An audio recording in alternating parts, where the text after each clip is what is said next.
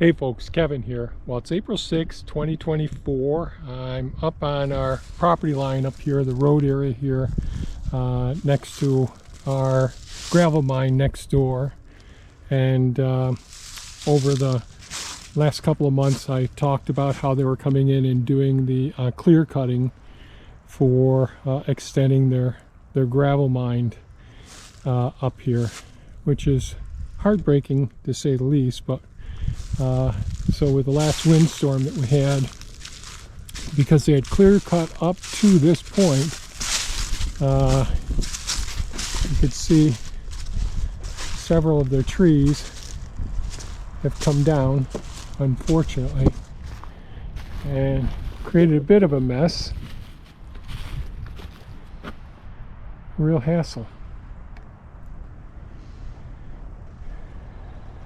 Creating a bit of a dangerous situation. So we got a maple here that's dead. You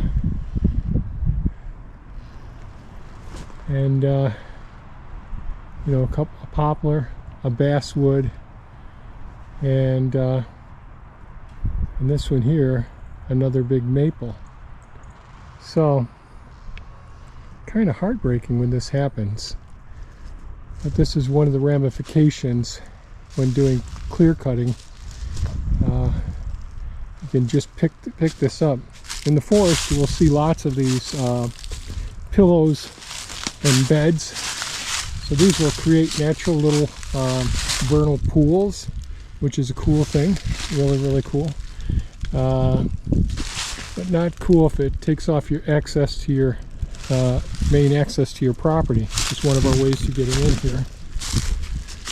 So a pillow and a bed.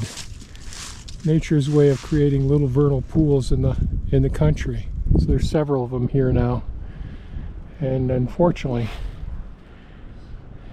have to take care of these trees. Don't really need more stuff to do on my do list, but I think I'll stop now and we'll take a different route and go up front, and I'll show you some of the work I was doing up a few days ago before the rains came, and I tried to smooth out in some of the third food forest areas. So we'll take a walk up there. Okay, so I thought I'd show the third food forest area. A lot of work has still got to be done up here, but this is up near the road area, and it's the least developed food forest that we have. But here's pond one, kidney-shaped one around this willow here. Surprisingly, this willow, only a few branches came off this winter, and this is part of the third food forest. So I should take a second here, and hopefully the wind isn't bad. So this whole area was cleared. I think it was 2010 we cleared this, and there were stone walls here, and tons of poison ivy, and lots of emerald ash infected and destroyed ash trees. And so we went ahead and cleared this area. We left a few of the trees that were healthy around some of these maples back here, and we did our first sets of hugelkultur pits up here. So hugelkultur refers to earth-covered wood. Most people traditionally will stack up some old wood, logs, branches, and all, and put soil on top of it and grow in that. Now, I found that to be too much effort over time, and the wood would decompose and really start to collapse quite a bit. So I didn't continue with that system. Shortly after that, we put our swales in, which I've made videos talking about these swales. So that way is west, and our property slopes to the west. So the property goes downhill in that direction. You'll notice that this is pretty level right up in here. So this is all soil that we built on top of what was all just bony gravel. Lots and lots of work getting all the rocks out of here, and they were buried, a lot of them, or put into roadways. And then last fall, I decided I was going to come up here and try and transplant many of the trees that got damaged by other storms and all, but move them up into this forest area. So there's quite a few trees around this one swale right here going down, and trees throughout this whole area. So lots of apples, plums, peaches. This is a serviceberry here, pawpaws. So the nut trees are along two rows along each side of the swale there. So there's pecans, butternuts, some walnuts, English walnuts, butternuts, heart nuts, pecans. Up here down in back is where we have the almond forest. But this whole area here, hopefully it isn't too bad. And there's some red buds here as well. Cherry, peaches, plums, and I have some flags on the ground here that I still want to transplant a few more trees up in here, and my window of opportunity to do more transplants is closing. Several more apples up here as well. So there's a couple of spaces here, but all this is soil that we built on top of really bony gravel. Real happy with how that's worked out so far. And I had done my initial rough dressing this out as I tried to transplant a lot of these trees up in this area. And I don't know how well this is showing up now. But, and again, I use Elon the excavator, so I've got to prune off some of these branches that I damaged during the process and all. And so this is still all rough, but I tried to somewhat flatten it out so we wouldn't get pockets of water up in here. And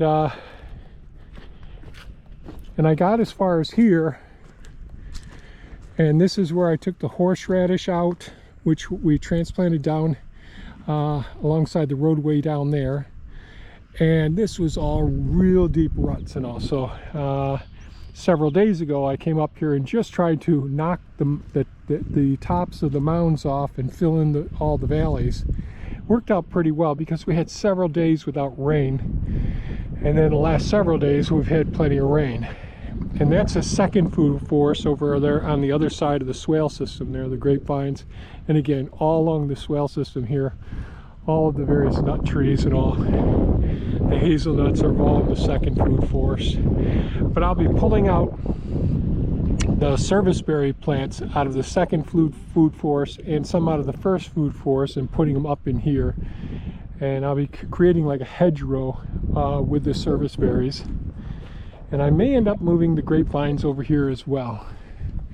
So I'll end up seeing over time. So I really do want to get up in here, if we do get enough dry days, and try and smooth this out some so I can get a cover crop in here. So I just got my seed for the cover crop, and this will be a living base. Although they're cover crop seeds, they're alfalfa and a type of clover that's more aggressive than our native white clovers that we have here. There are just so many weeds in this area because I let the area go for a while to build up so much of the soil on top of the hugelkultur pits. So underneath this whole area are large pits with all of the trees from the forest that we took out and we buried. And I'll be doing more of that this year. Hugelkultur really helps us to decrease carbon from getting into the atmosphere. It enriches the soil, sequesters water as well, and so it really helps the base enrich the subsoil areas, if you will. And does there get depressions over the areas where I do this? Yes, but as you can see with the various ones I've been doing over the last few years, there's almost no depressions at all if we build the hugelkultur pits well. And so I think that's it for here. I may go down and give you an update on the blueberry bushes that I just transplanted as well. So we'll go down there in just a second.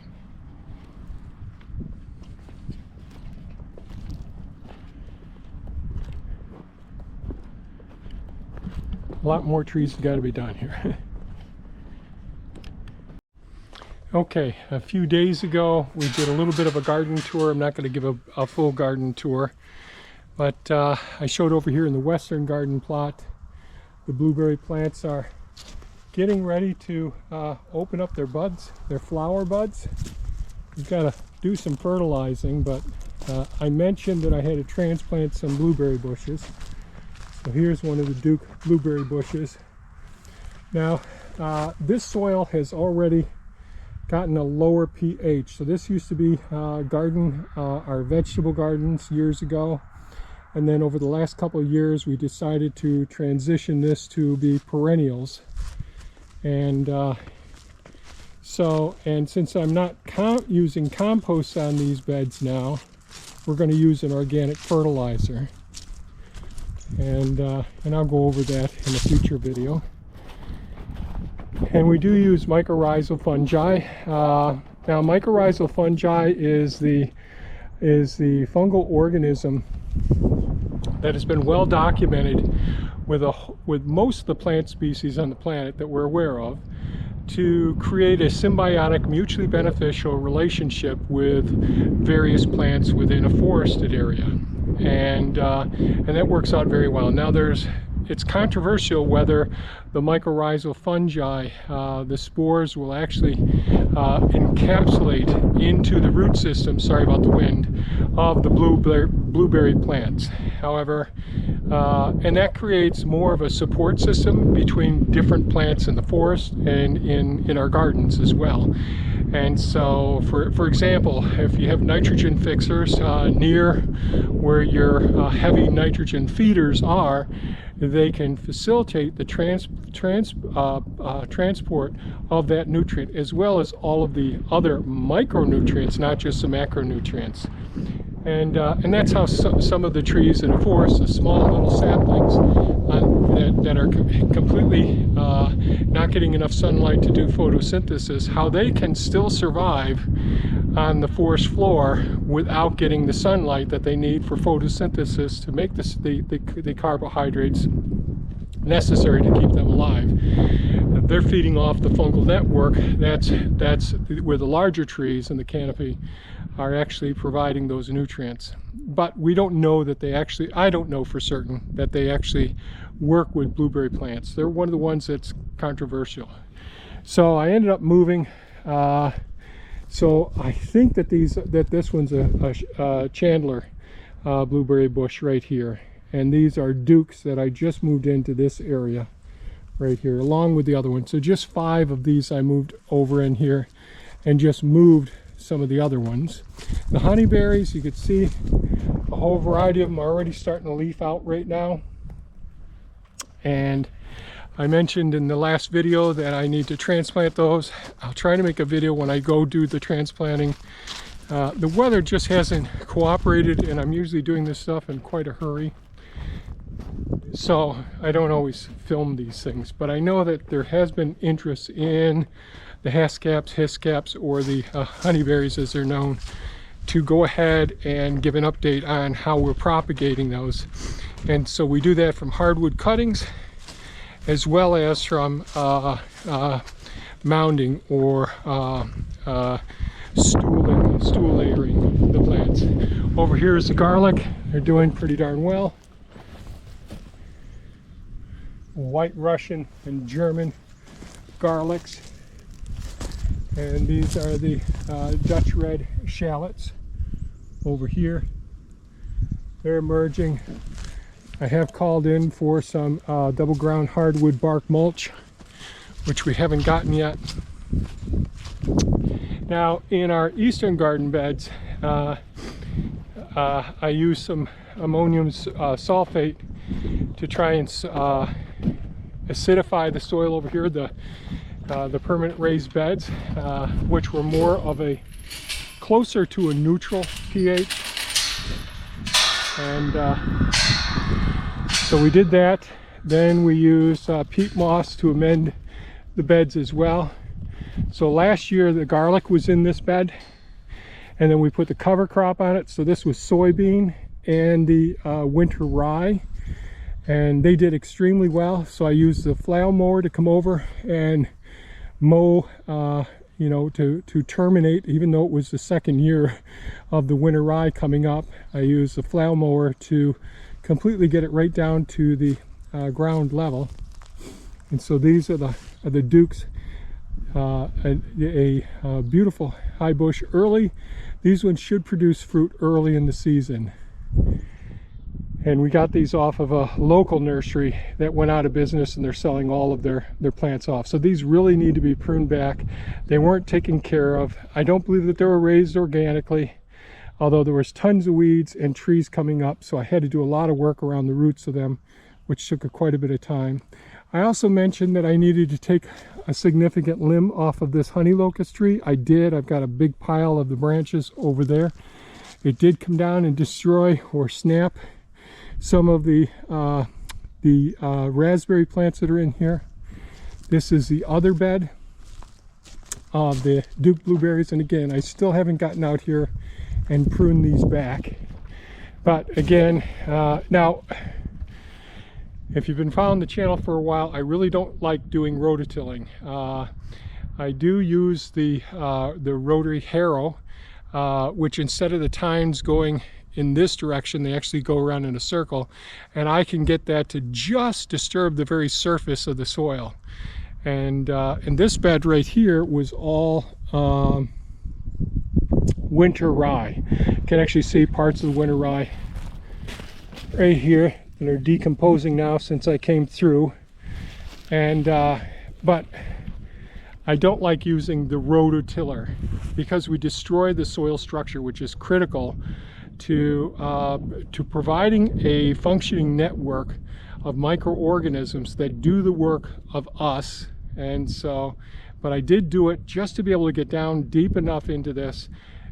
Beautiful. I mean, you could take it out and you could shovel out a square foot of this, and the structure would just hold together, even in a decent, not a tremendous downpour, but it would really hold together pretty darn well.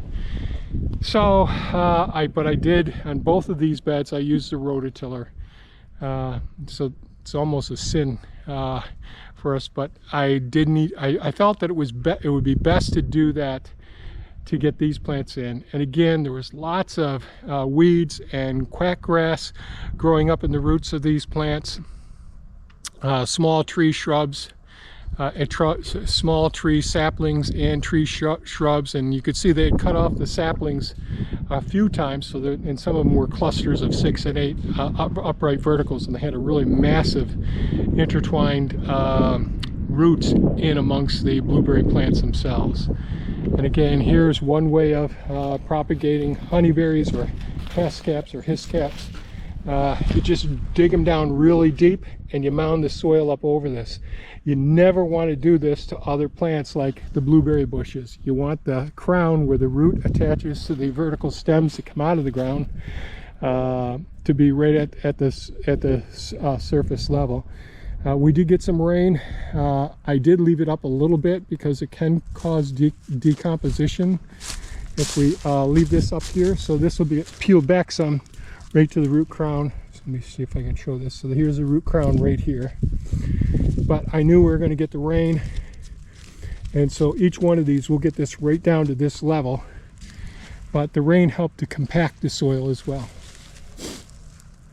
So, and some of the parts I've got to get mini-me with the grapple out to pick up the limbs here, and this will go into another hugelkultur bed right over here. So this is all honey locust right here that came off of the tree that I just pruned right here.